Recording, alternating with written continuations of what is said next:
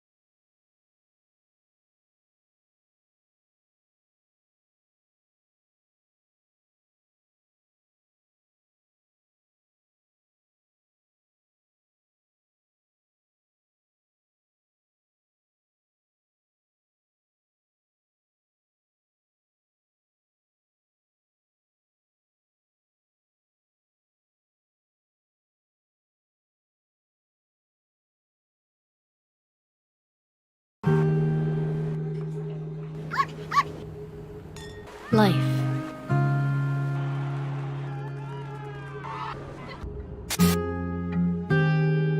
has changed. It's quiet,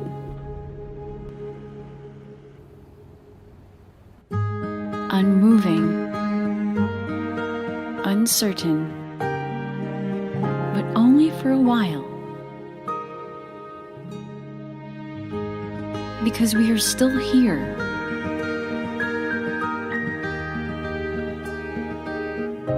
Carrying on.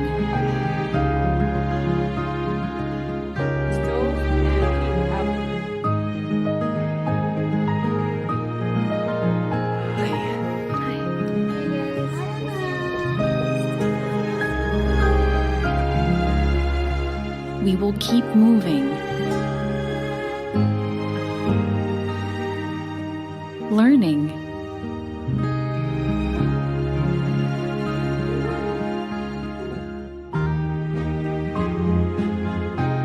Laughing.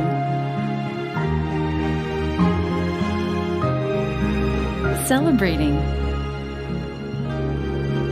No matter the challenge, we will always have what it takes to overcome. With Lifetech to help us rebuild today and reshape tomorrow. Life, own it.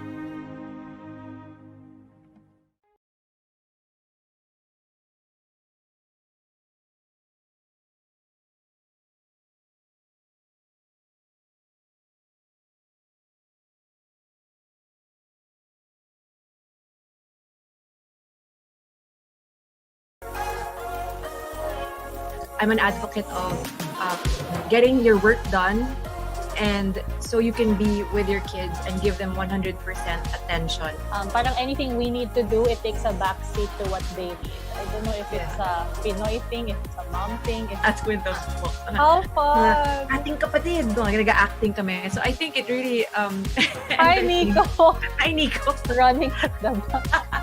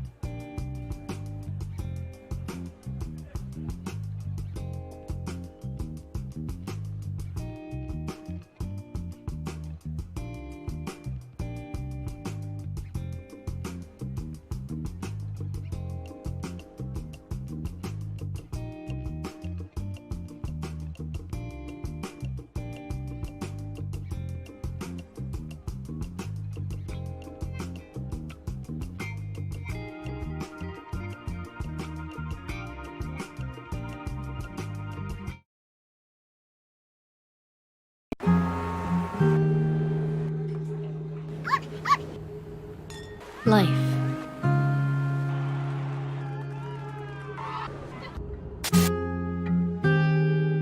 has changed.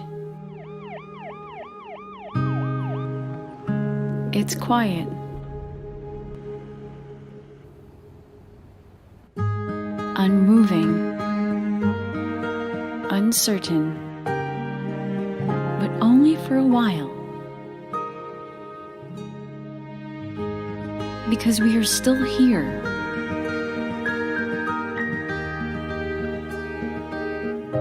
Carrying on.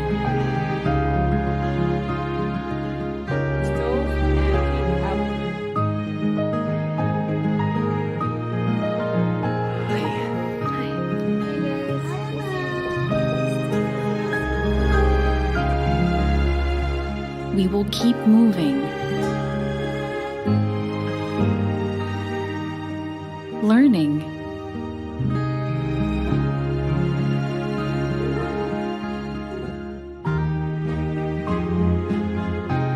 Laughing.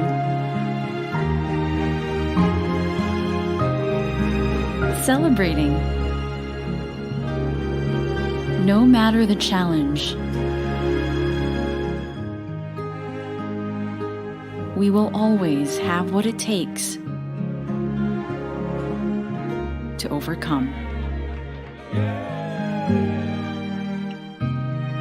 With Lifetech to help us rebuild today and reshape tomorrow. Life. Own it.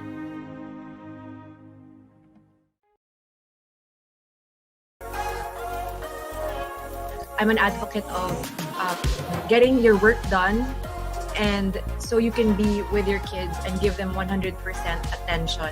Parang anything we need to do, it takes a backseat to what they need. I don't know if it's a Pinoy thing, if it's a mom thing. At kwento po. How fun! Ating kapatid, nag-acting kami. So I think it really Hi, Nico! Hi, Nico! Running at the back.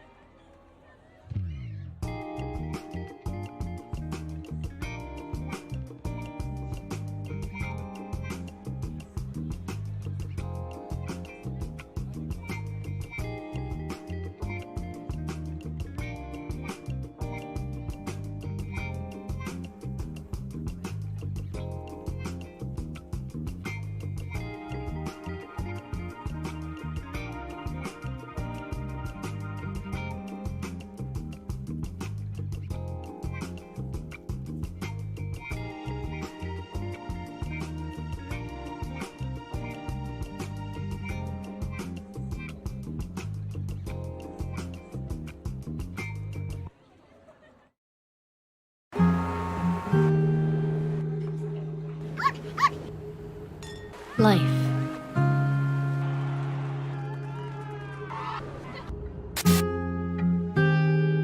has changed. It's quiet. Unmoving. Uncertain. But only for a while. Because we are still here.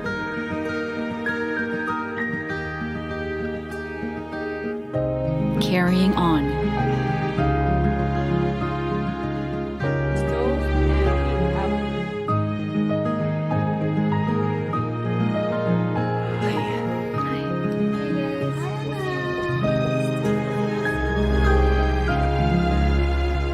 We will keep moving. Learning.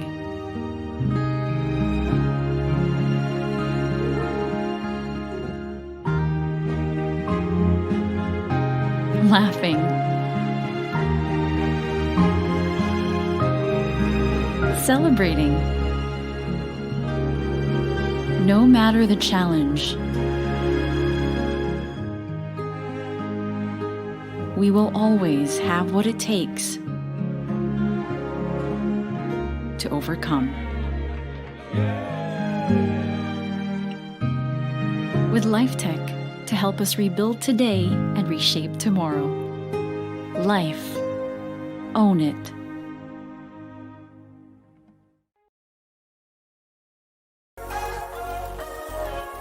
I'm an advocate of getting your work done, and so you can be with your kids and give them 100% attention.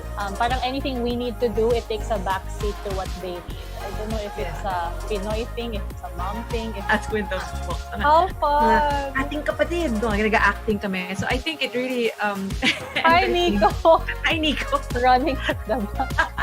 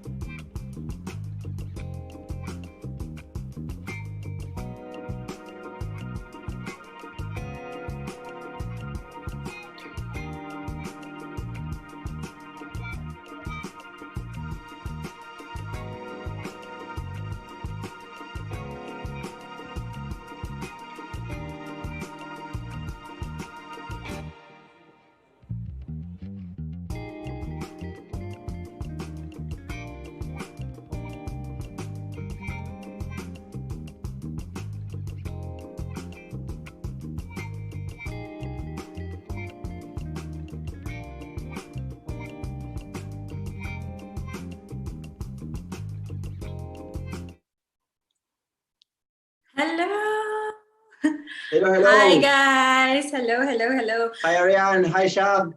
Hi Nico. Hi, Nico. Hi, Shahab. Arriane. Okay, I just want to acknowledge this is the very first international Globe Live Smith Live. Shahab, where are you tuning in from? I'm now in Puerto Rico. They're in Puerto Crazy. Rico. Yeah, no. Yeah, I'm in Iran today, so that's where I'm dialing in from. So it's not Nico. only a nationality mix, but it's also a geographical position mix today. Exactly. What For about sure, you, Nico? yeah. Where are you dialing in from? I'm dialing from McKinley Hills. I'm Wow, the local today. I'm the local today. Yeah. Awesome. All right. Before we begin, I just want to say hi to everyone watching this Globe Live Smith session on Facebook and YouTube. So we're live now. We hope that everyone's doing well. You're staying safe. And if you're watching, say hello in the comments, and maybe you can let us know where you're watching from, right?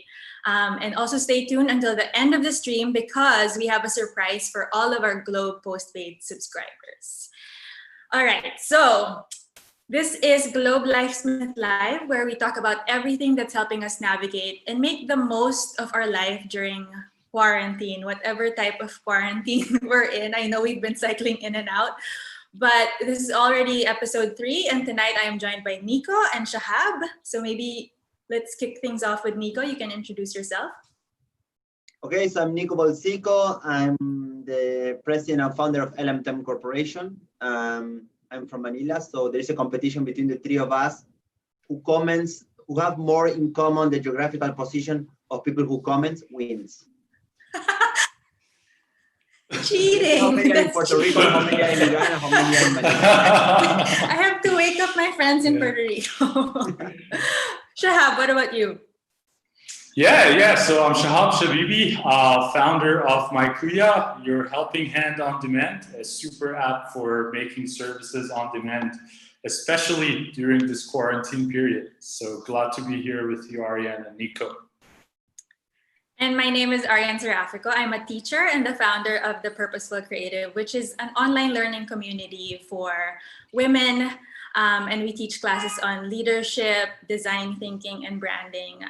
And we have over 15,000 students, not just in the Philippines, but several parts of the world as well. Can I make a funny comment? Like yes, a funny fact do it. that relates to Shahab and me. We haven't met personally, but I used to be one of the investors in MyKuya, and I make a return of 1,000%. And this is true. This is 100% true. And it happens. So expectations are very up now. Huh? Now I feel like the comments will be about investing in Shahab. Invest in How Shahab. do I- It's the tech, yeah. Invest in the future like 5G, right? So the three of us tonight are not just coming in from different parts of the world, but we're also coming in with obviously like very different perspectives of how we're dealing with this very strange times. And we'll be chatting about how Lifetech has helped us stay hopeful and connected in this crazy year that is 2020, and how we can play our own part in helping spread that hope, not just for ourselves, hope for ourselves, but in our communities, in our own ways. And that's why we want to introduce the concept of Lifetech, which is finding ways to use technology, not just to improve our own personal lives, but also use tech as a way to reach out, to connect to people in more meaningful, more impactful ways.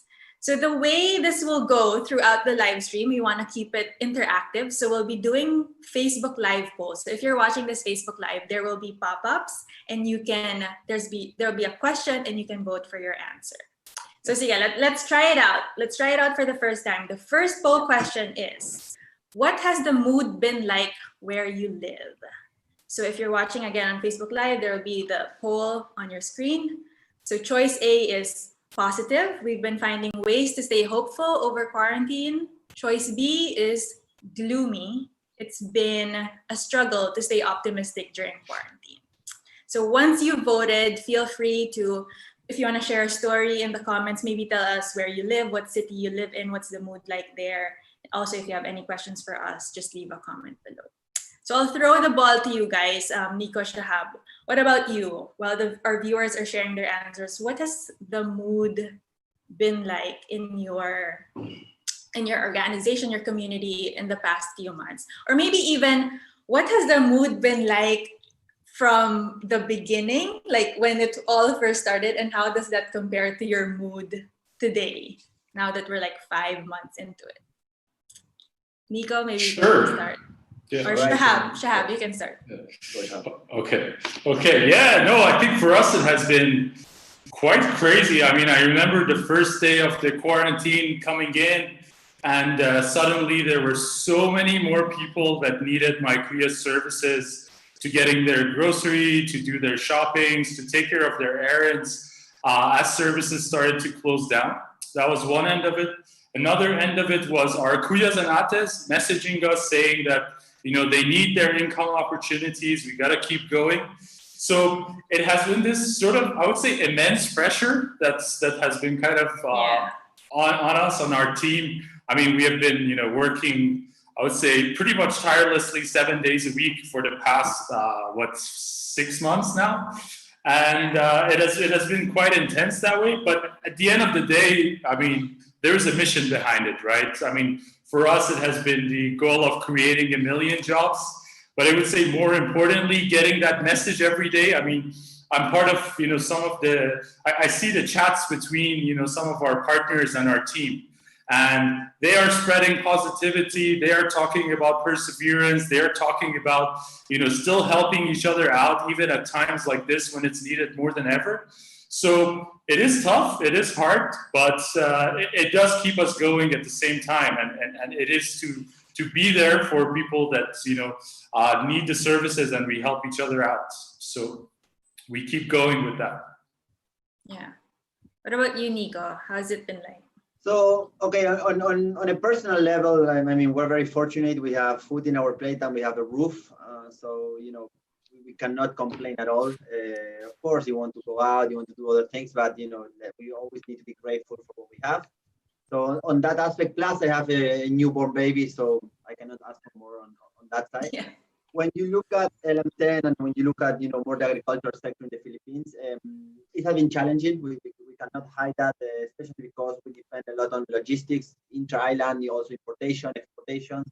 So I think that's where you see the challenge. And when you look at us as a corporation, I mean, it helped us a little bit to move towards a more technological way of working from home.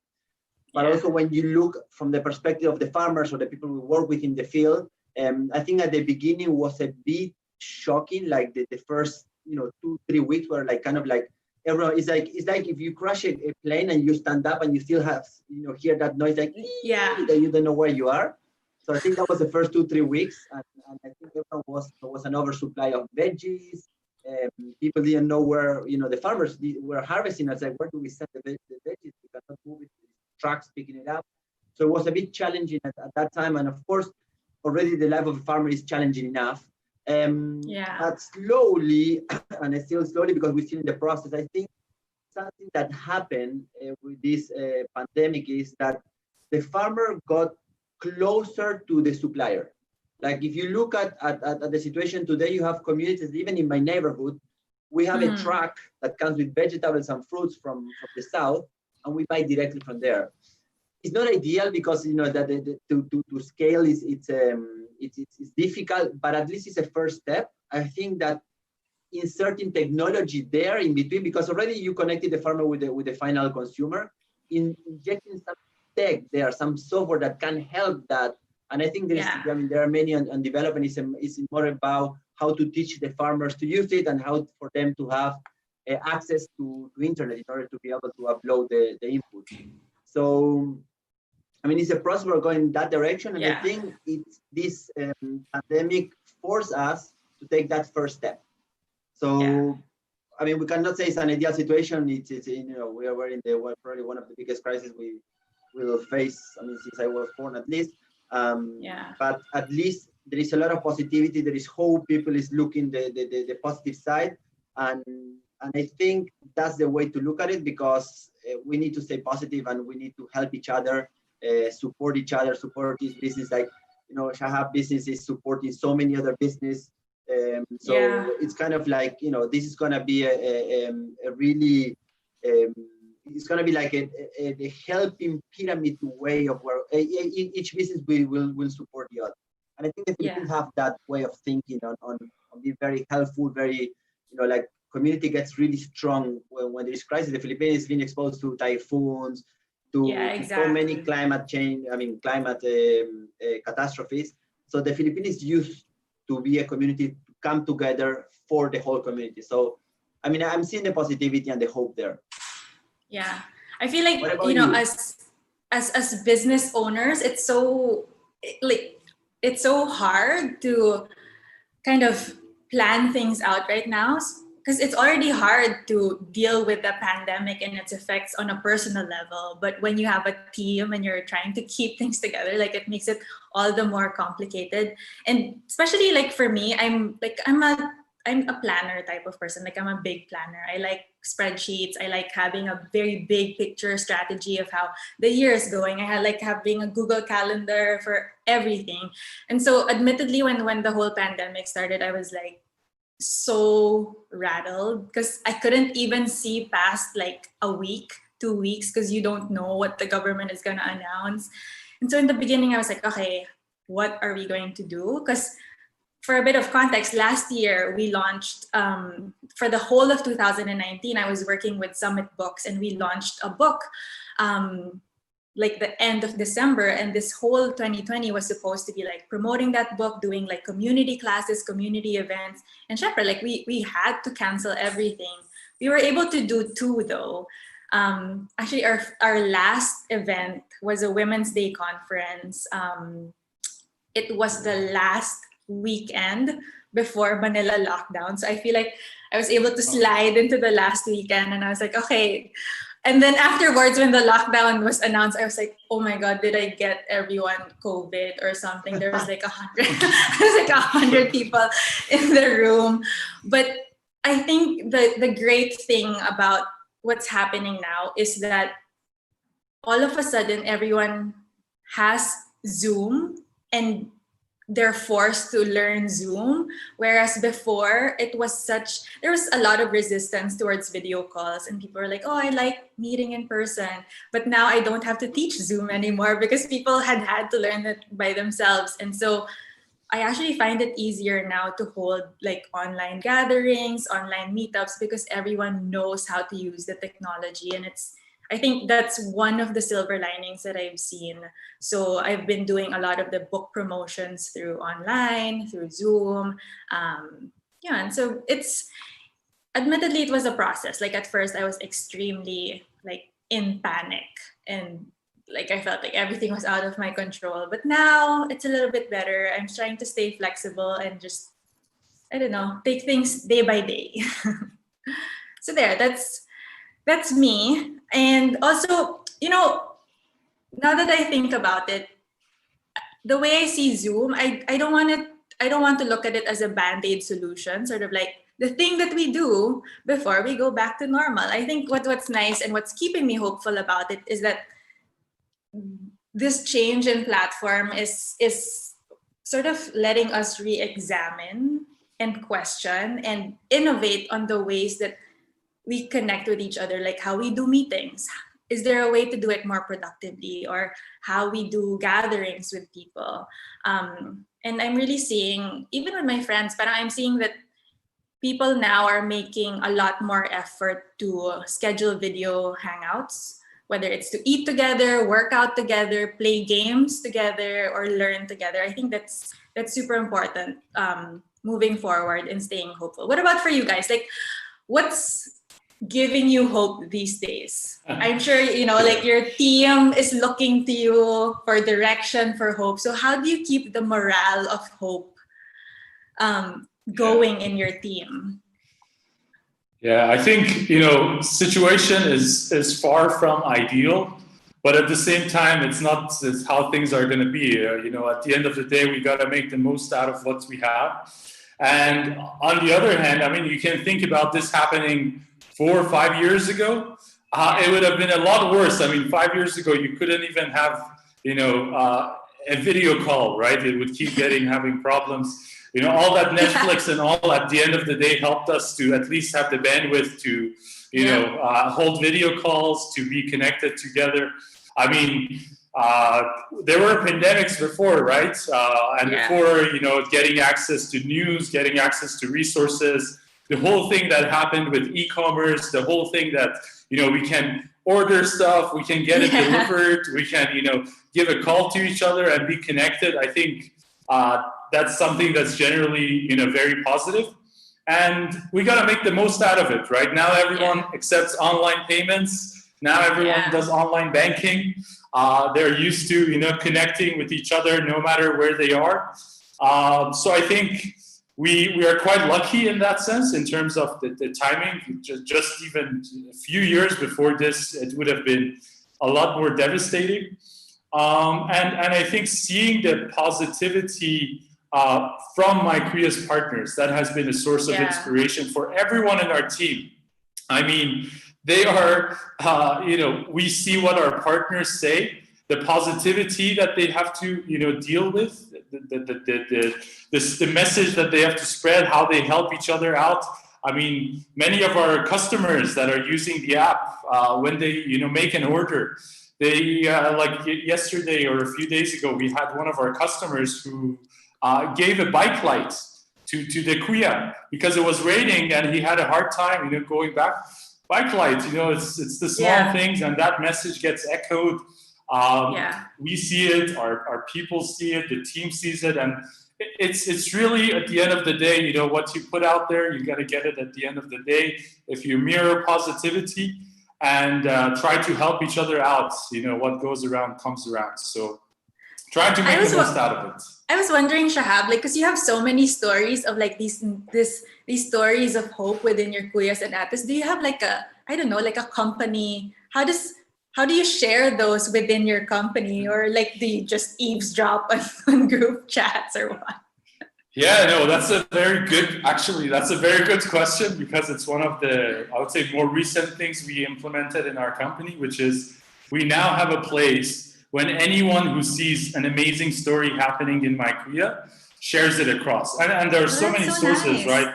You can be a customer, you can be the partner and, tell someone in our team, you can be a business owner who had a nice experience. Our support team, I mean, they're dealing with chats, with the team that deals with the chat support, right?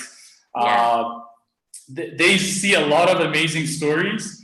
But I think more importantly, the source of it has been our partners. I mean, some of them just they're amazing, right? They share these amazing stories about how perseverance pays off, how we are there to help each other out. And we also are trying to create this community within our partners, where if you need something, you just, share it across, get help from each other. And a lot of amazing stories have been coming out, and we feel like, I was telling our marketing team, we don't need marketing teams. We just need to tell these stories. That's all we need. Exactly. That's so cool, though, that you have a bulletin board for hopeful stories and stuff. What about you, Nico? How have you been finding hope in your team and spreading that in your team? Yeah, again, I'm a strong believer in hope. I think if we have no hope, I mean, why are we here, right? So I think there's always a way of finding the positive in whatever situation. And I believe a lot in the youth, right? So if you look at LM10, I think most of them, maybe 85% are under 30. I even make jokes about Friends. Have you watched Friends? Nobody understands my joke because nobody watched Friends. That's how young they are.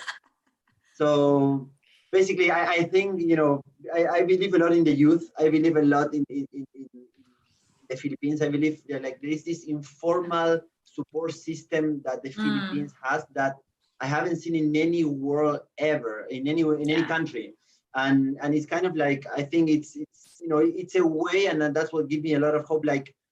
If a country will make it through, will be the Philippines. And of course, we need to think that this is temporary, right? Of course, it's easier for the more fortunate like us to say that there's a lot of people that is, having a really, they're in worse situation, worse conditions. So always, keeping that in mind. But there is a wave that we're moving towards the end of this. This is temporary. There were way worse pandemics with Shahab just said, there are worse pandemic with way more death. This is a pandemic that even though it's spreading a lot, at least you start seeing that the deaths are kind of stable and going down and getting minor. So there is some positive, hints there. We just need to look for it. It's hard also, when you have in the media, so like the media is always informing, and sometimes, you see so many bad news all the time. Sometimes it's hard to keep the spirit. But I think we need to remind ourselves that again, this is temporary. We're gonna go through it and look at the positive sides. I mean, besides regardless of the business or not, I think we create way stronger human connections. I think we all starting valuing things besides money much more. My case, my family's in Argentina, right? So I really reconnect with them a lot. I think I'm talking to them more this month than before. So we do Zoom calls, or we have much more a dialogue today. So I'm trying to look for those silver lining when it comes to business. Of course, we are all going through a hard situation. Sometimes there is it's difficult to collect, or logistics are difficult, or things like that. But at the end of the day, again, this way of Filipinos coming for each other, I think that's what is going to make us go through this. I really believe, like, even landlords, for example, right? Landlords, at least to us, they all give us discount payment facilities without us asking, right? So, and then when my supplier does that to me, you do that to your clients, right? So that's a positive domino effect that will, help each other. So, okay, I need to pay my supplier, and my client needs to pay me. My supplier is giving me, is helping me. If you don't help your client, I mean, you have to be a really bad person not to help your client when you receive help from your supplier, right? So, I mean, those things slowly are starting to add up, and I think we went through the worst when it comes to the first impact is really, really bad. I mean, the first, especially for businesses, the first 2 months are deadly. Now, what it comes is not going to be worse, I guess. I hope that what is coming, I'm not saying it's going to be great, but it's going to be less worse than what we already went through. So again, if we lose hope, there's nothing to live for. And I think that keeping each other positive, helping each other, and making sure, like, things like, now the restaurants will be open again. If you go to a restaurant, don't be too anal about, oh, there's no social distance there, or like, don't call that on, because everyone is having this hard times today. Like even I can imagine, like, restaurant owners that are just opening again, they're super afraid, like they're super tense. What's going to happen? How it's going to be? It's everything new. So as long as we keep that, and we know that we are all have to go through this together. COVID doesn't differentiate different classes. We're all in this together. So we're gonna get out from this only if we stick together and positive and helping each other. And again, there is silver linings, as you mentioned, Arriane, and there is positive things we can get out of it. And focus on the positive and try to serve the negatives. Yeah, I think it's affecting us as a collective. Like, it's a collective suffering in a way, but at the same time, it's weighing on us differently depending on what industry you are. And so actually, we have the poll results now. We asked what the mood has been like where you live, and it's almost down the middle. 51% said it's been positive, that they're finding ways to be hopeful, and then 49% says it's been a struggle to stay optimistic during quarantine. So, I totally get that. It's, again, it weighs on us so differently, and I know that there are also ways around it, right? I remember in the beginning of the quarantine, I also started to see that negativity building up. But then at the end of the day, you have control over it, right? Where you read your news from, who do you talk to, what message do you put out there? Right. Do you just want to, keep saddening everybody? It doesn't mean that you have to close your eyes to the reality. That's absolutely not the case. But like one thing I found very helpful, which is reading news from reputable sources on a set schedule. I think that's also very important. Like, hearing about what's happening. If you're listening to it all day, and some types of media tend to share more negative news more than positive. So I think there are ways around it. Working out, staying fit. Talking to your close ones often. I think these are the things that matter a lot.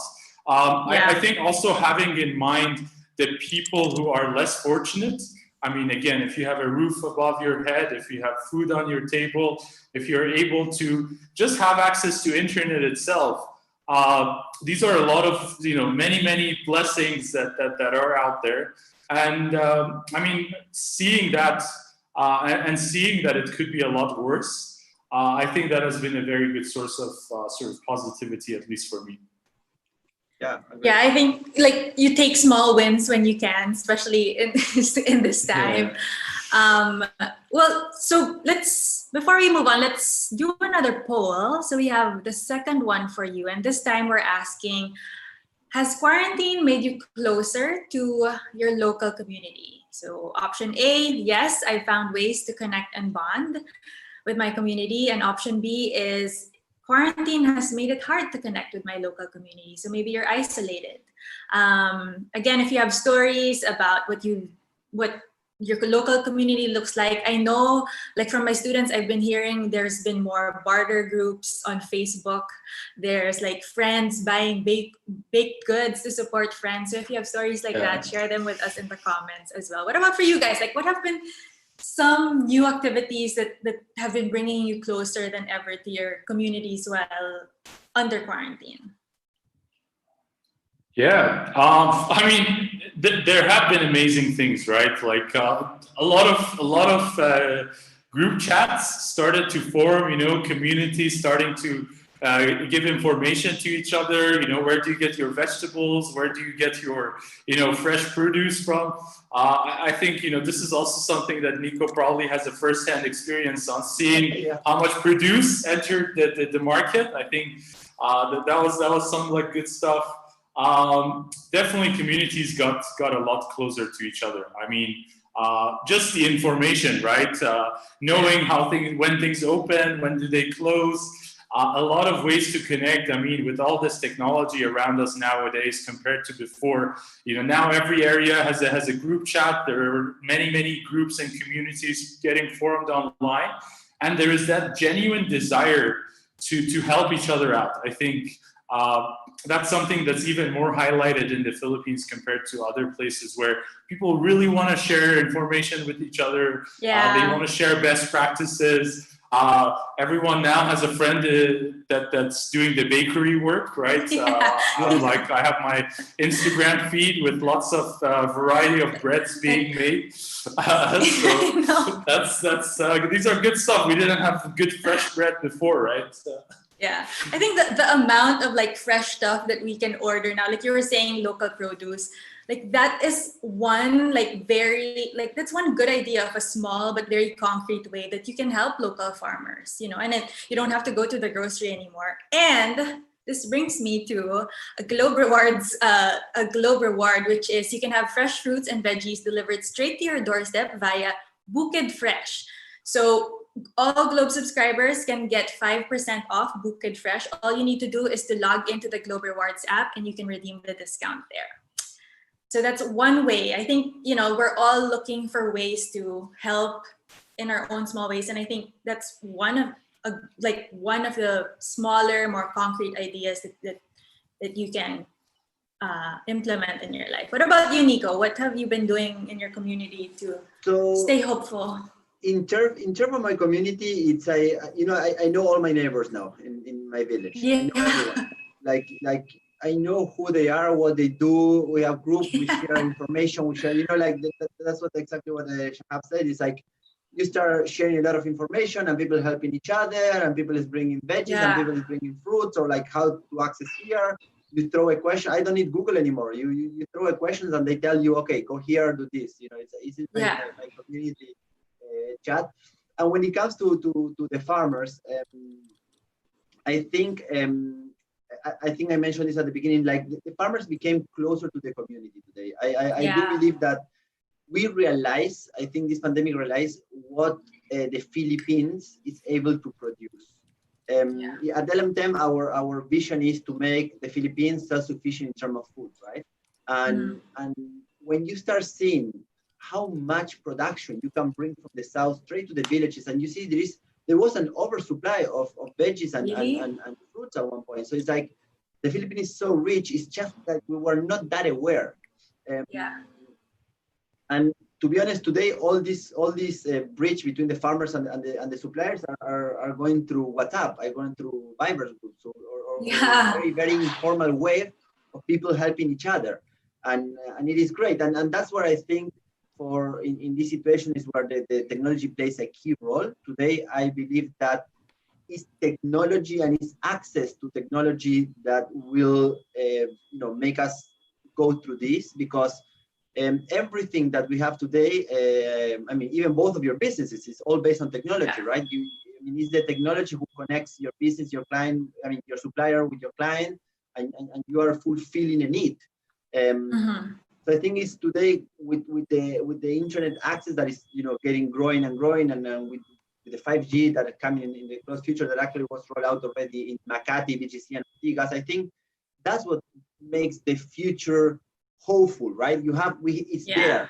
I think Shahab mentioned, like, if this happened 5 years ago, where it was not that developed, the technology, or were not that, I mean, the access to it was not that obvious, I mean, as today, because today everyone have access to internet, almost everyone.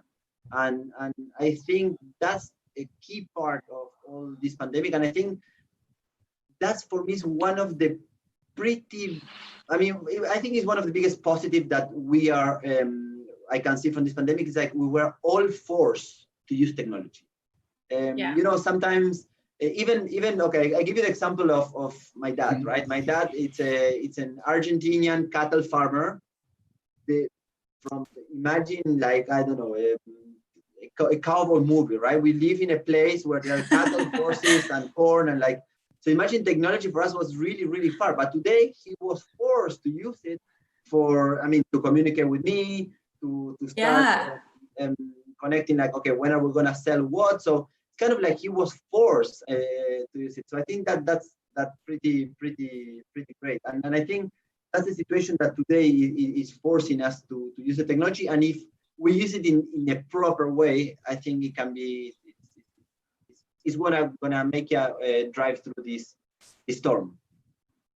Yeah, I think I love what you mentioned about technology, because for the past few years, I feel like technology has sort of like become, we were treating it as a distraction, or like, yes, we were chatting, but it was very, I don't know, like you would say, oh, let's catch up sometime, but you never really get to do it. So it was like something that was going in the background. But now that we're all sort of starved for emotional connection, now we're being forced to look at technology and messaging platforms and seeing how we can create more emotional connection despite communicating via a screen. Like, for example, I know a lot of kids now are going into school, and a lot of your classes are going to be online, and I feel like teachers all the more have to be more creative, more resourceful about how they structure their classes. It's not just a matter of taking what you do in a physical classroom and then speaking in front of a camera. It's really like, okay, how do I maximize this technology so that I'm still able to achieve my goal, which is that the students learn. So even for us, I think we've been experimenting with different ways to use Zoom in more creative ways, because there's like the typical way of using it. But one of the things that I enjoy the most, I don't know if you guys have tried it. Have you tried the feature of breakout rooms in Zoom? Oh, have you guys done that? Experienced it, but I haven't tried it myself. Being thrown in a breakout room. Yeah. So earlier this April, I was teaching a class and it was like 40 students, and that's really hard when it's all on Zoom. But once, for example, we teach the main module in class, and then you send them into breakout rooms of like 3-4 people where they can discuss more. And it's easier to have like like now, it's easier to have a good discussion when it's just 3 or 4. It becomes a bit harder when it's a bigger group. So I feel like there's more meaningful conversations when you have these breakout rooms. So we've been trying to integrate that into Zoom as well. So if you want to try it out, like it's pretty easy. You can just sort of go into your account and then have the settings where you can do breakout rooms.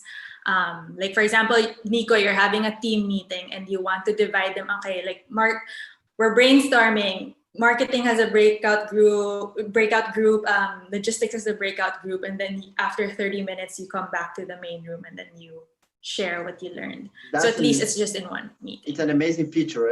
I wasn't aware. We would definitely use it in LM10 because we normally have, it's what you said, we have too many people, it's hard to maintain a conversation on that. So if you can break it down in smaller groups. Yeah, and you can set a timer to like, okay, you have 15 minutes to discuss this with your team, and then it will automatically close and you go back. So like discovering things like that and making it work for what you're doing, what your team is doing, which brings me to 5G. You know, there's so many things that are still changing as we go, unfolding as we go, and we want to get not just to a new normal, but to a better normal. And so 5G has actually begun to roll out across Metro Manila. I think it's now in BGC, Makati, and Ortigas. And what's exciting about this is that 5G can provide super fast speeds, which means quality streaming, next level gaming, clearer video calls. You're no longer like stressing out whether you will actually get to finish your meeting. And there's no need for a 5G SIM, so you don't need to go out to get a SIM. You just need to have a 5G ready phone. But it's important to note that this is going to be a gradual rollout throughout the Philippines. So they're testing it out now in those 3 locations that I said. And then it's going to roll out as we go and improving also in the near future. So yeah, that's like, to me, that's something I'm really looking forward to, for more people to have access to better internet, because it's such a, I don't know, that's such, like for example, Nico, I wish he has access to better internet because he is now frozen and we are waiting for him to rejoin us. How is internet? I hope your internet, Shahab, is better in where you are. Nico, yeah. He's back. Yeah, he's back. We were just literally talking about how we're excited about better internet, and then you froze. Quite timely. Yeah, No, it was me because I was trying to put the volume up. I disconnect the internet. Yeah. Yeah. Does 5G solve that? I wonder. I don't know if 5G will help you solve that though. Yeah. No, it's. Right. I think one story I can share was probably, you know, before my Kuya, we had another company we had started. It was called Hey Kuya, and it was SMS based, Hey Kuya. right? Oh. Yeah, it was an SMS based personal assistant service. And I remember back then it was like such a foreign idea that you have people moving around and being connected to the internet. So we had to resort to SMS. Thankfully, Philippines had very good SMS infrastructure. But now it's like, okay, we have all of our partners moving across the city, going inside buildings, coming outside, you know, having that great connection matters more and more. I think we also have a lot to thank Netflix for, because had it not been for Netflix bandwidth, we probably would have a tough time, you know, having these calls in the morning after you know, before we used it for at night, but now it's available all day for a lot of other purposes. And I think just seeing how much more we have to, you know, invest in this, right? I mean, more businesses come online, more bandwidth needed. So we definitely need to, you know, build up this kind of infrastructure and have access to bandwidth.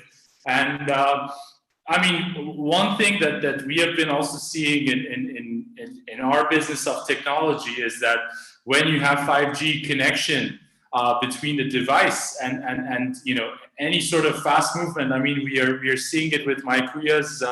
You know, when a request goes, from the time the customer says, I need help, until the partner receives it. I mean, there's a lot of competition in that as well, right? The Kuyas are all want to get it faster. If they get it faster, it means, you know, more income for them. It means happier customers. We are actually going to add coverage and support for video calls inside my Kuya, so that you can even video call with the Kuyas and Atas that you hire. So these are things that we definitely look forward to, right? It's nice to have that stronger connection now. You know, I have a question for you, Shahab. I know that like people book Atas and Kuyas for like these personal errands or like grocery shopping, but have you seen, like, do you have stories of customers using My Kuya as a way to help other people? Like, I remember you were telling us about that umbrella story. Can you tell us more about that?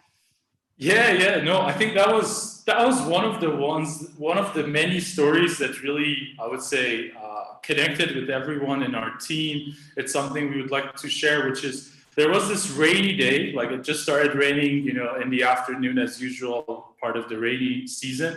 And then there was this customer who booked a Kuya near one of the LRT stations. Mm-hmm. And she was like, I'm going to send you money. You go to a nearest store, buy a bunch of umbrellas and just hand it out to people. These are things that, you know, we are extremely thankful to our customers for doing such amazing things.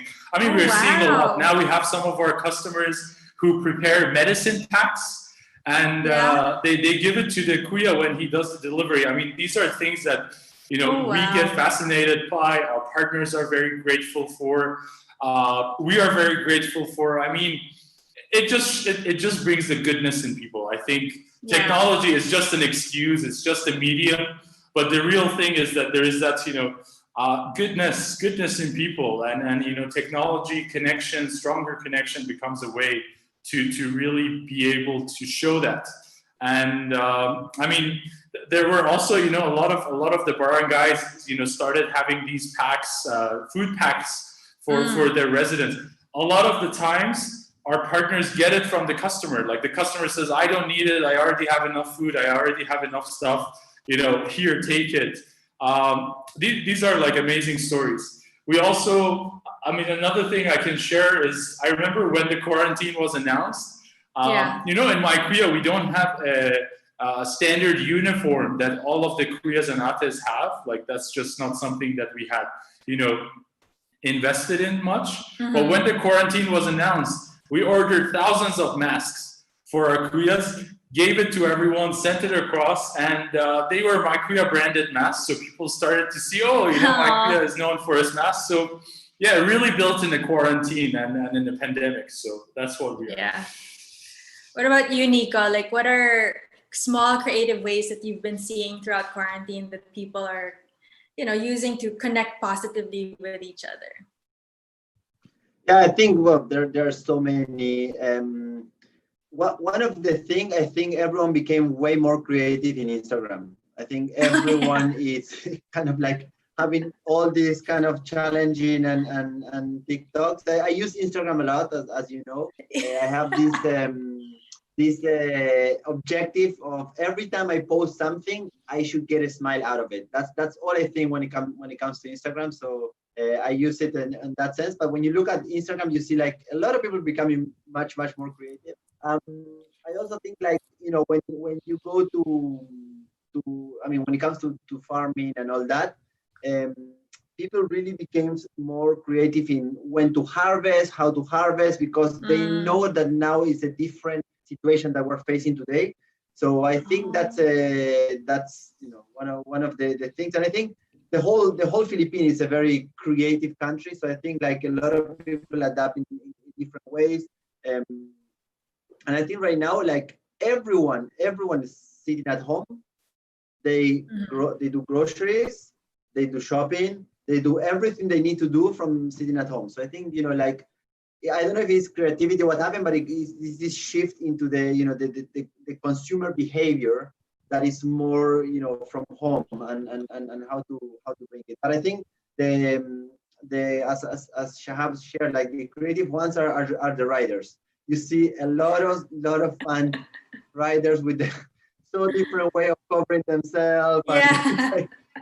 They're very, very, very, very funny. So yeah, I think that that would be one. But I think all the creativity it's always based on I say it mostly on the use of technology. Even myself, again, I was born in a farm.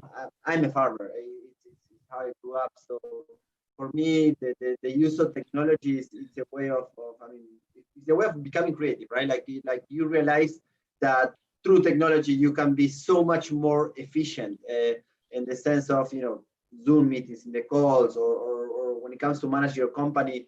There were so much time spent in transitions. Like me, I dress the same every day.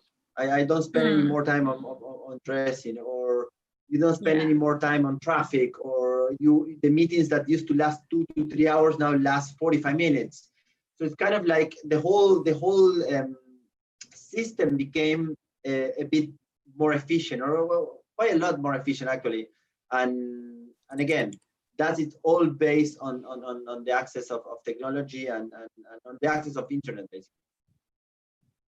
Yeah, you actually have a comment, Nico, from Facebook. Somebody's asking for a shout out. This is probably someone who enjoys your Instagram updates. What's her name? Kim. Say hi to Kim. Hi, Kim. How are you? All right. So this brings me to the results of our poll, which is pretty interesting because we asked them, has quarantine made you closer to your community? And 59% said no. Quarantine has made it hard to connect with my local community. So gotta turn that around, guys. I feel like, as we discussed, there are so many ways that you can connect to your community, but you have to make the effort. I think if you're just gonna sit there and like wait for the connection and the to happen, it's not gonna happen. You have to initiate conversations. You have to like actually try and be creative about it. And it doesn't have to be big, as Shahab was saying. It can be like small acts of connection, small acts of hope, small acts of helping. I feel like that's the challenge, is that like to really reach out and not just be a passive sort of participant in the relationships that you have in your life or the communities that you have. All right. What about you, Nico? Do you have any other suggestions for like how people who voted this way, like they find it hard to connect with their community? What's like one tip that you have? Yeah, I mean, I think it's what you said. I mean, you're not going to connect to the community just waiting for the community to connect with you, right? You have to get yourself out there. And also, even if you have technology, we need to use the technology at the end of the day. So I think it's a change. I mean, I'm a strong believer that to change the world, you start by changing yourself. So I think if you really want to connect with your community, you will connect with your community. So at least, get yourself out there. Now there is so many ways. I think even communities are way more open to connect. So yeah, it's just a matter of taking that first step. And I think whoever didn't have a good experience so far, you will see that connecting to your community and listening to positive things or people that can help you, it will really helpful. Sorry, I have Pochola knocking the door. I need to open the door for Pochola because otherwise it's going to be a mess. This. Go, let her in. Well, like just building off of that, I think there's that culture of hiya also in Filipino culture. And I feel like there's that hiya to reach out to people. But a lot of times these connections start with one person saying, hey, are you guys free to like do a video chat at 9 p.m. tonight after work? Like it's been a stressful week for me. Maybe we can have a conversation. And like that, something as simple as that could turn into something, could even turn into a weekly ritual. Like if you used to go out every Friday night to have dinner with friends, like try and initiate something so that you can do that too, so that you're not feeling super isolated in quarantine, because it's hard to spread hope when you yourself aren't feeling great, aren't feeling hopeful. So my next question for you guys, let's kind of look into the future now. as our technology continues to improve, how do you think 5G will affect our businesses and the communities we work with? Like, what is one possibility, like the biggest possibility that you are looking forward to seeing? Shahab, maybe you can start. Yeah, I mean, of course, there will be big implications. I think when you look into, I mean, the technology that 5G enables is that right now we are used to connecting with our phones, with our laptops to the internet, right? The big thing about 5G is that everything can now be connected to the internet. That's actually something that we are even yet to see how it really changes our lives. But just think about it right now. I mean, people are used to using their laptops. Even laptops, everyone is used to having Wi-Fi, right? But now having internet on the go, on the laptops, there are some new models popping up left and right. I think the big thing is really about mobility, right? Lots of, whether it's the, I mean, we see it day to day with our writers, with the Kuyas and Ates who are on the move all the time, you know, connecting to the internet.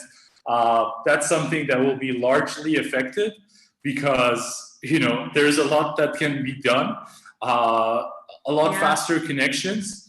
And we saw it before, right? Like, I mean, going, I don't know, 15 years back, when everyone was used to having, you know, dial-up connections, and we used to, you know, open websites and read news. And it was unimaginable that one day we will be on a call, that will be having, you know, video calls, that will be watching TV from.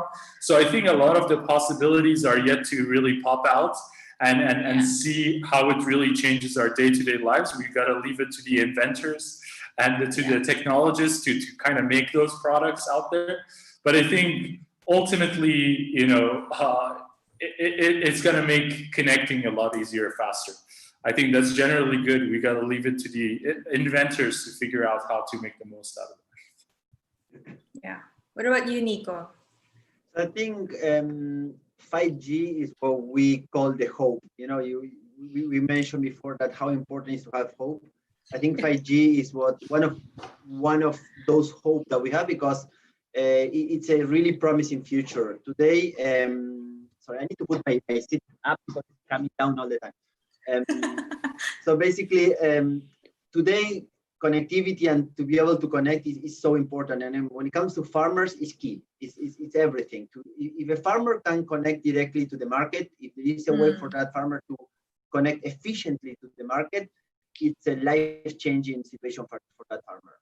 And today, and of course, you know, not only for the farmer, but then you have these automatized solutions that go, because from the farmer to the consumer, there is so many steps in the supply chain, so many things that can go wrong, right? I mean, the truck can get lost, or it takes longer, or it went to the wrong thing. So, you know, to be able to track all those things through GPS and to know exactly where your goods are at all the time, and to understand like what is the supply here and what is the demand here. So how to connect the supply and demand, because today the Philippines doesn't have a problem of low supply. But for me, the biggest problem is the disparity between the supply and the demand, how dispersed they are, right? So the technology comes to reach that. And to be honest, for me, the 5G it's the biggest hope that we can look for in terms of connectivity and how it can help. And it definitely, in this past year, way more Filipino farmers got access to internet, right? To be able to connect. So there's already a lot of Filipino farmers that have a life-changing situation because of that access, and this is only going to get bigger and bigger. So I'm extremely excited. I don't understand how the 5G works, so that's why I let, as Shahab said, like leave it to the experts. But yeah, I know the impact that can have to the community, to the farmers, to the country, and it's really exciting. And again, it's one of those hopes that we're discussing at the very beginning. Yeah. Nico, you were telling us earlier that you set up this donation drive for Feed Our Farmers. Can you tell us more about that? Yeah. So this, to be honest, it was presented and implemented all by my employees. It was really.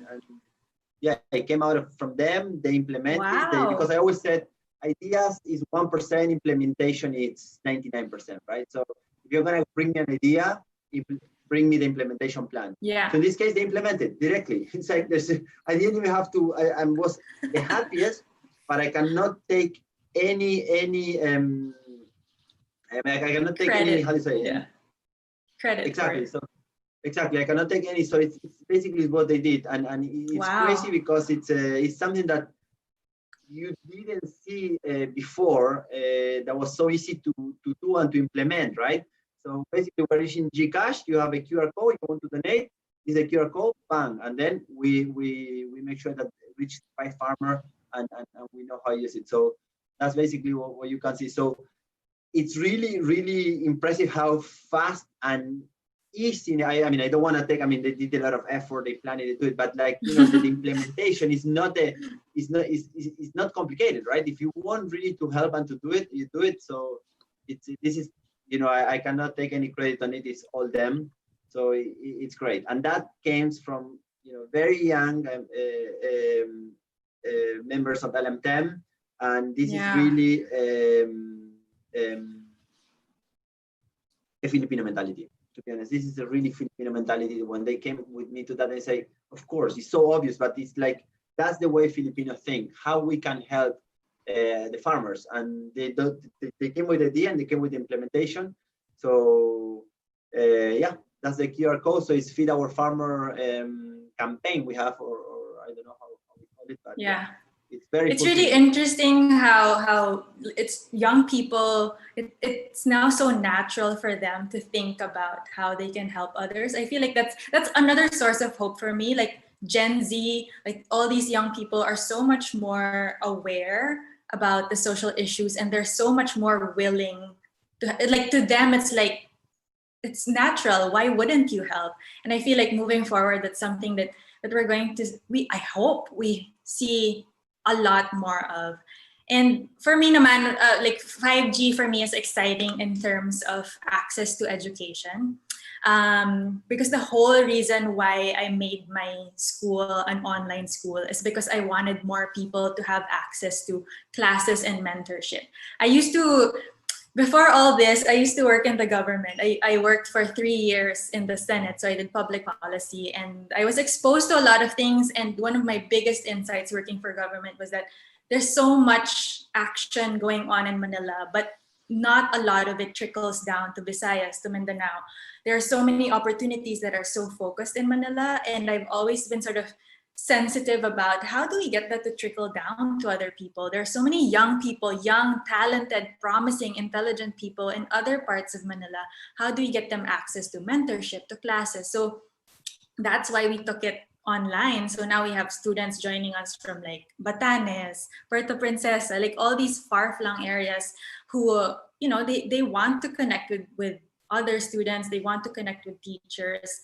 And I feel like with 5G, I'm really hopeful that I see it more in the broader sense of education, wherein students who were not able to access all these opportunities because they can now do it from their phones, can connect with teachers, connect with students. So that's sort of like one of the things that I know it's a bit more of a long-term vision, but I'm hoping that's something that we see more of, like more access to education. Also, Shahab, I forgot to mention this earlier, but you are partnering with Globe, right? Like we have a way for more people to connect with My Kuya. Yeah. So we just did a tie-up with Globe. Actually in response to the pandemic, right? So this is a pandemic special promo, which is when you get your groceries. When you get your groceries, you run your errands using My Kuya app. As a Globe subscriber, you will get 10% rebates. I think the details of it are available in the Globe Rewards app. So if you're interested, check it out. And I think more importantly, is that if you try My Kuya, number one, tell us how you think about it, how we can make it better. We are constantly working on improving it. But I think above all, it's creating opportunities for people who are working very hard, even at this period, even at this time. So we are pushing on a mission to create 1 million jobs. That's our goal. With the recent events, now this mission is even more critical than before. But ultimately, we want to make it super fast for people to hire services. But I think on the other hand, it's as fast to get job opportunities and to get help, to get the help that you need very quickly, very easily. Yeah. What does like I feel like I love the name My Kuya because all of a sudden it makes you, when the rider comes in, you don't just see it as a rider, but you really see the person, as a human being. Like it really humanizes the thing. So I actually really love your name. Thank you. Yeah, I mean, I got the way the name idea came up was, in my early years in the Philippines. I mean, I've been there for now 10 years. But in my early years, I remember that every time you want to ask something from people on the street, like for the address or where something is, I realized everyone's like, Kuya, where is this? So I was like, it's just not natural that we name it that, and we make it that. That's something people understand and relate to. Yeah, I think like with everything that we're discussing tonight, I feel like we're really seeing that Lifetech can be a tool to create stronger, better, faster connections with our community. We just have to really be creative about it, make the effort. You know what I mean? Like at the end of the day, tech is a tool. It all falls on you, how you use it. You can use it for something good. You can use it for something, I don't know, like distracting. And I feel like more than ever with this pandemic, we're being challenged to be more creative, be more resourceful, and see how you can use technology to connect with the people around you, to help other people. So I'm super excited with the rollout of the new Globe 5G network. It was only rolled out this Monday, I think. So there's still lots of things, as with the pandemic mood. Things are changing day by day. We will see how it unfolds. But hopefully, we see the effect soon enough. Also, I just want to remind everyone we have a surprise for all our Globe postpaid subscribers. So stay tuned until the end of the stream. Speaking of a surprise, we have Tammy on Facebook who wants to see a Pochola surprise. So Nico, can you show Pochola, please? You want to see Pochola? Says Tammy. Yes. That's our source of hope for tonight. Can you see her? No. Oh my God, she's so big na. How old is she? Oh my goodness. My baby. Aww. Aww. Is she happy that you're always home now? Yes. She doesn't behave well, but she's super happy. She's not kilos, behaved. But No, she's not what? behaved. She doesn't listen to me. But she's happy. Yes, she's happy. But she doesn't listen to me. How many kilos again, Nico? 60. And growing. Oh my gosh.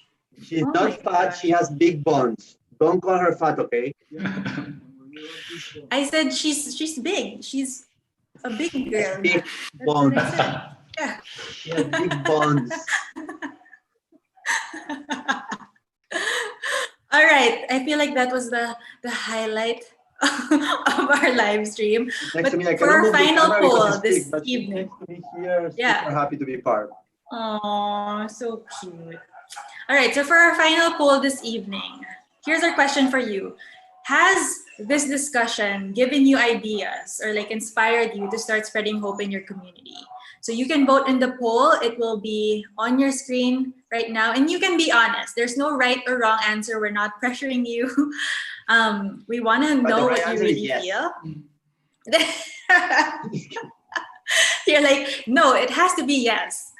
What about, okay, so while they're answering that question, let's go to tips and advice, because I feel like a lot of people need tips and advice now. What can you tell people in terms of staying positive, staying hopeful, and spreading it in their community as well? Nico, maybe we can start with you. I mean, we said it, okay, right? Stay positive. But I mean, I can give you the bit of example of how I started LMTEM 9 years ago. I came here, a farmer by profession. I was born in a farm. I saw that there was a lot of technology missing in the Philippines in terms of mechanization and all that to make the agricultural sector more efficient. So I decided to invest all the money I have in the same machineries we had in Argentina. In this case, was for planting corn. So I literally got all my savings, bought the machines, brought them here, just to see and to understand, because I didn't take the time to understand the country, that these machines are for big pieces of land, right? In the Philippines, there are small plots. So we were planting, imagine with a transformer, we're planting corn, and someone was coming in front of the tractor, stopping the tractor saying, this is not your land, this is my land. What do you mean this is your land? This piece is mine, you have to go around. So basically, long story short, I thought that bringing machines would be a solution, and basically it was not. So I lost all my savings. I started, I mean, everything I saved in the last 8 years, I lost it with that move. But also you open my eyes in the sense like, you need first to understand the people and first to understand the country, and then you need to try to help. And that also changed the vision of why we started LMTEM. It was we started from, okay, let's mechanize, let's make everything more efficient, but that was really like not a vision, that was like an objective. When we put the vision of let's make the Philippines self-sufficient in terms of food, is that when we say, okay, this is it. Now we understand the country, now we understand why we're doing it, and we started over, and we're doing well. And today, of course, we're staying positive, but we're going through so many challenges that as most of the companies today. But it's a matter of, you can sit down and cry, or you can sit down and see how you get, take advantage of the opportunities, how you can get the best out of it, and finding that silver lining. And again, the last thing you can lose is hope. I mean, if there's no hope, what are we doing here, right? So, and again, I said all this, and I always consider myself, one of the most fortunate person in the world. My parents could, give me an education, and I have a lot of things that we also always need to remember that we need to be thankful for, because it's a lot of people with not that access to education, or they have different realities. So I understand that it's maybe more difficult for them, but there is always light, and there is always a way. And I believe it's all mentality. Like once you start changing from your inside, and you start influencing people positively, you will see that will come back, especially in a country like the Philippines. It's I think something that really fits me positively all the time, and it might be a bit lame maybe, but it's like, in Instagram, the comments, it's I don't know if you really feel the love. Like, for example, for my birthday, I feel like so many people love me. Like, you feel like people take the effort, not just to write the message, but they take, they do pictures, they do collages, they do a lot of things that for me, coming from Argentina, where we're not that expressive. It's like, wait, all this positivity, if I don't, that really fits me and fires me up. And I say, well, look at all these people, how good they are to me, and they don't have to. There is no reason why they should be so positive and so nice towards me. But for me, it's the people in the Philippines is what feeds you. It's something that, as the Filipinos, I think they don't know it. I think Filipinos, I always said, Philippines is one of the best countries in the world with the worst marketing, right? Because I think it's like in the world, people doesn't know really what the Philippines is, and more important, a lot of people doesn't know what the Filipinos are, and even the Filipinos, sometimes they don't know what they have when it comes to natural resources, when it comes to community, when it comes to the way they are. It's not normal how after every catastrophe, the whole community comes and helps. It's like it's automatic, and there is these informal channels of helping each other that go on immediately, and it's like it's over and over, and it doesn't matter how many times the city or whoever it gets hit, it comes back up. So if I think that spirit and that way of that Filipinos are, that's what they need to remember today, because that for me makes you unbeatable. I never seen something like that. And I live in countries in Africa, I live in the Middle East, I live in the Caribbean, I live in Europe, I live in the US, I live in South America. So I know societies, I know communities, and I always reinforce this. I never seen a society or community like the Philippines. And it's also one of the reasons why I really call this place home, because it's something, it's that love that it comes from, also because I met Solen, right? But one of the other reasons, I have to clarify that, because then I will have a problem.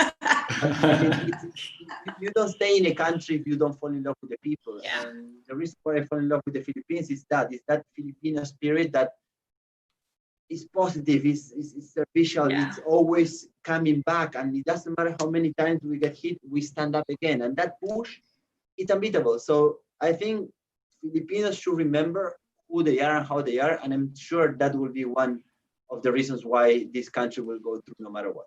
Yeah, you're right. It's like this Filipino instinct, not just to be positive, but this Filipino instinct to see other people as family and to look out for each other. I feel like it's more than just being positive in yourself, but there's always this family spirit, I think, in Filipinos that makes us so different from others, from other cultures.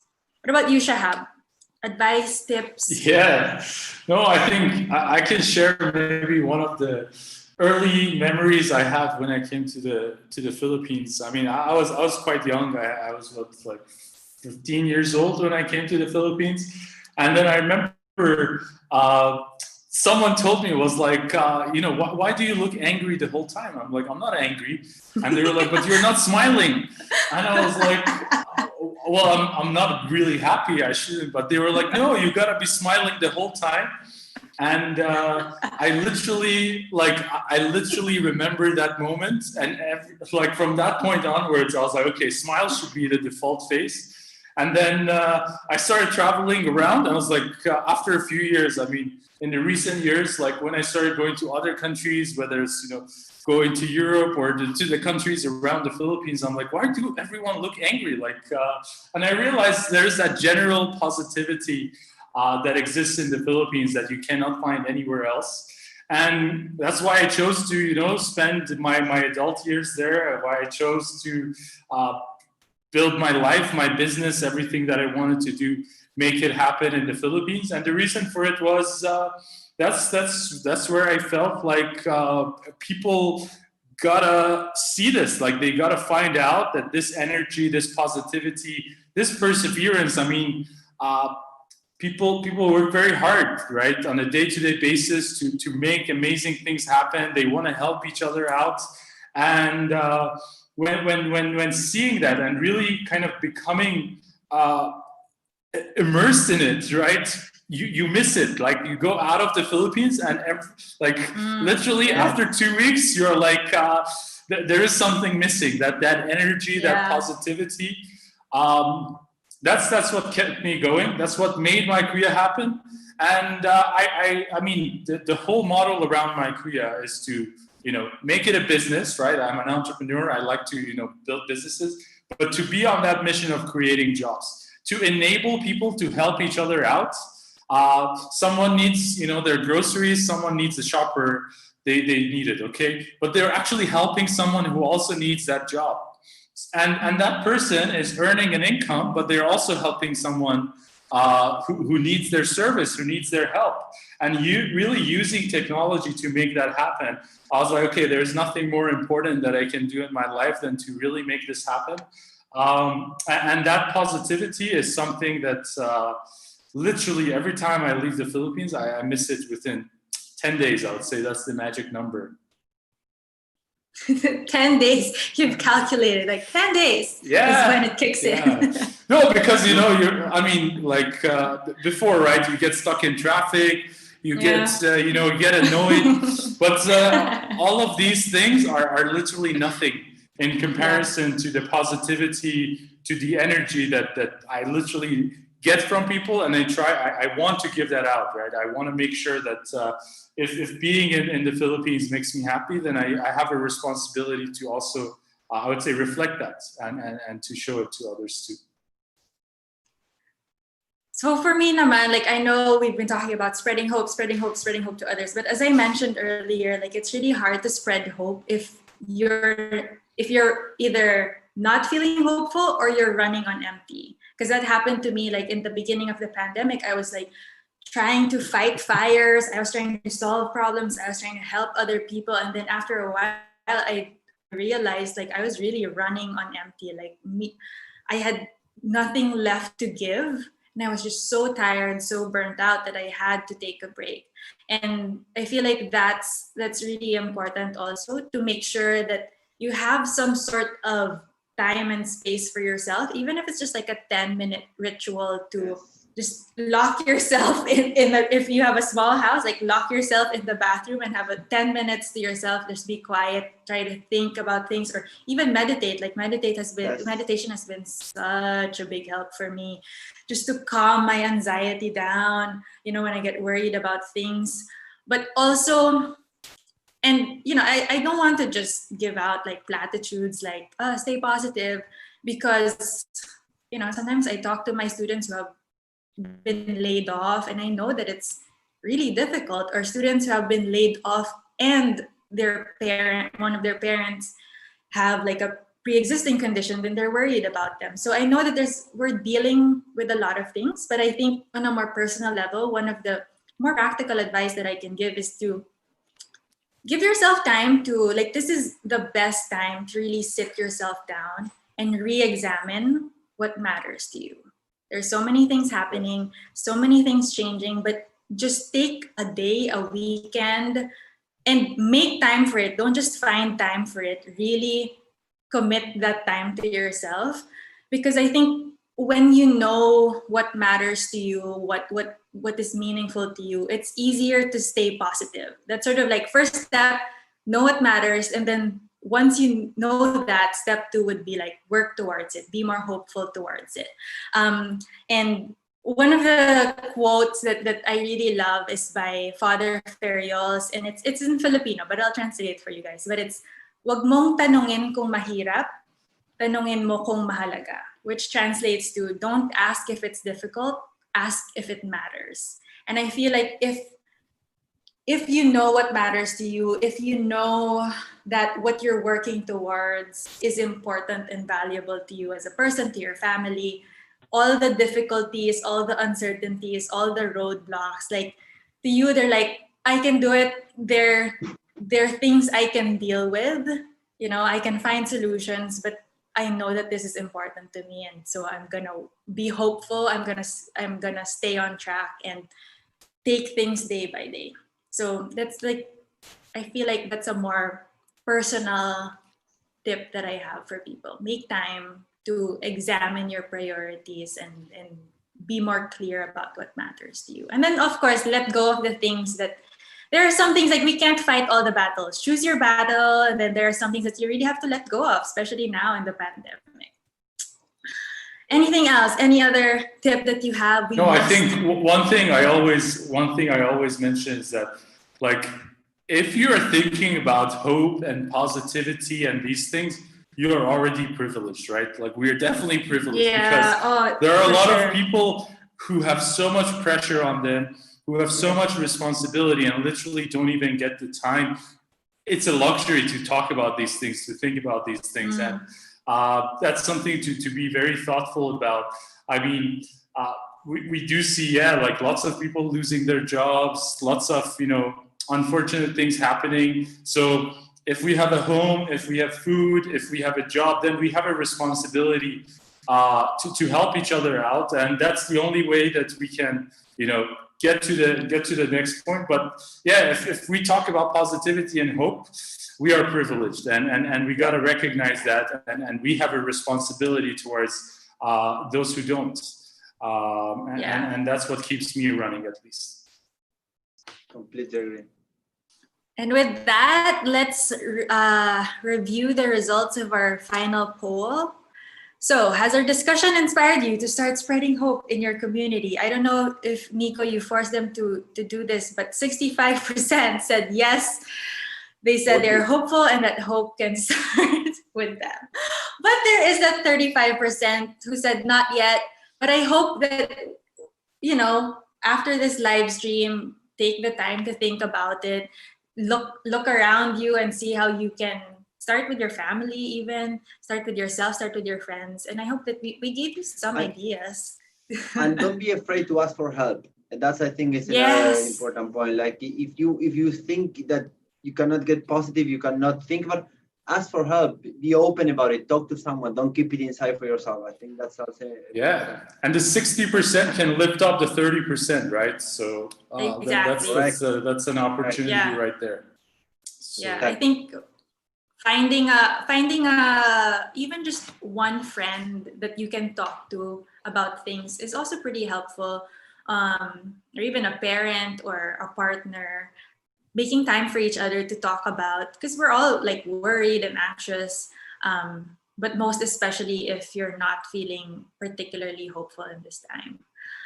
All right, so as we wrap up, I think, you know, we've had lots of things to think about after this discussion, but before we forget, I think, Shahab, maybe you can remind us of the My Kuya partnership. How can people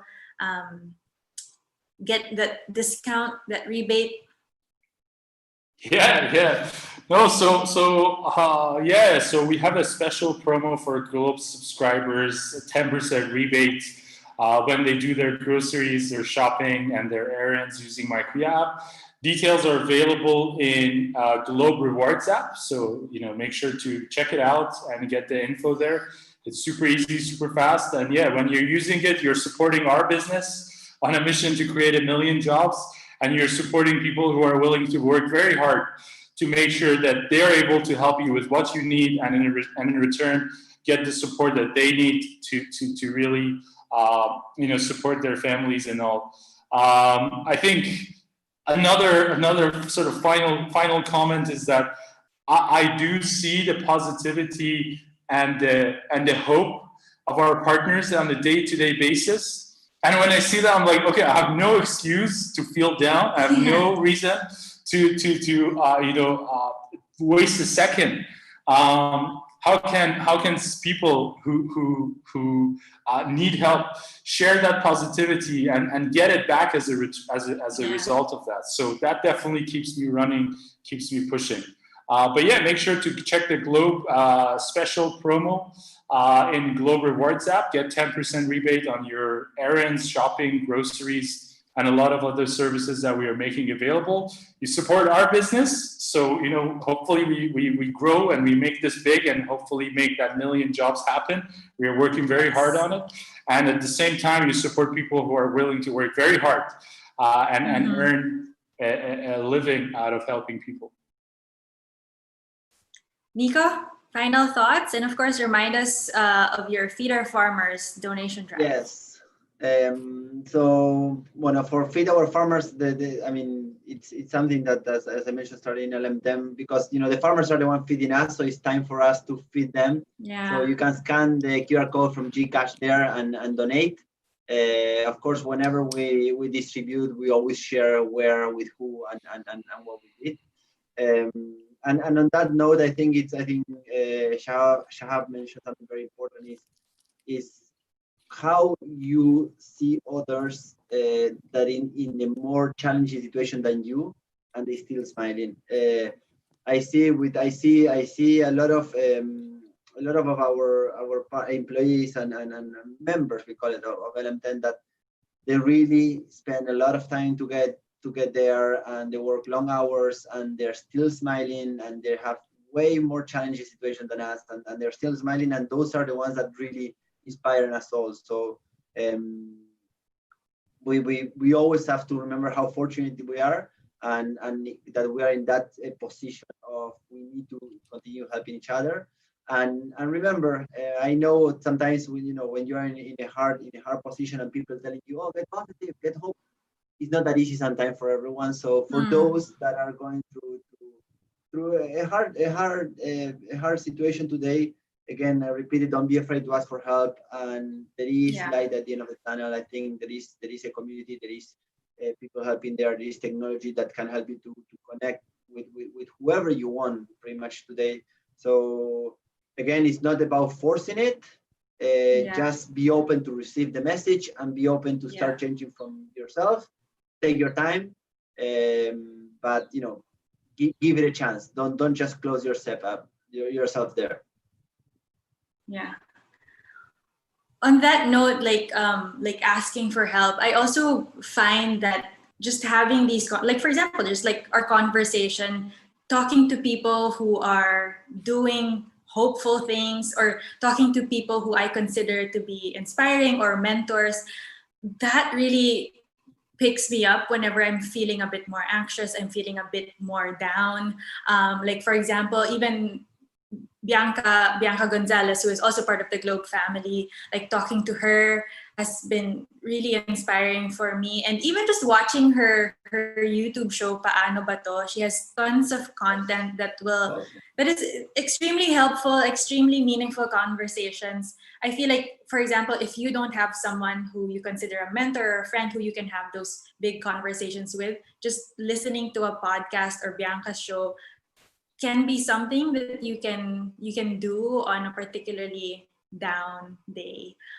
But definitely, like, conversations like these, like, we have, like, us three, we've never seen each other in person before. Like, but this has been such a, or have you guys seen each other in person? No, not in person. Yeah.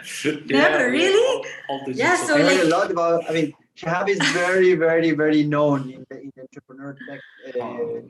And you invested in him. Yes, so I know a lot about him, but I never seen him. So through technology and through today, I get to know him, and I got to know you also, Arriane. Yeah, exactly. And just, I feel like moving forward, there'll be more conversations like this.